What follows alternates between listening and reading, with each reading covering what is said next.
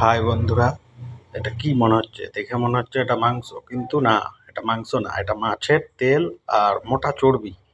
সেই মাছের তেল আর চর্বি দিয়ে ভাতটাকে জমকে মাখিয়ে নিচ্ছি। হ্যাঁ, তারপর এই মাছের তেল দিয়ে ভাতটা প্রথমে খাওয়া শুরু করে দিচ্ছি। তারপর আমি নিয়ে নেব মাছের ঝোল।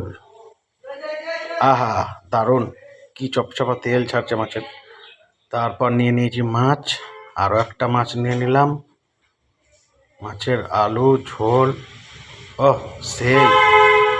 এবার ভাত খাওয়াটা মাছের ঝোল দিয়ে হবে, আর তার সাথে আমের চাটনি, ফজলি আমের চাটনি। আহা হা, দারুণ টেস্ট মাছের ঝোলটা, দারুণ দারুণ। আর তার সাথে মাছের চামড়া, কাতলা মাছের চামড়া না খেলে হয়? দারুণ টেস্ট। আর একবার ফজলি আমের চাটনি। আহা হা হা, দারুণ।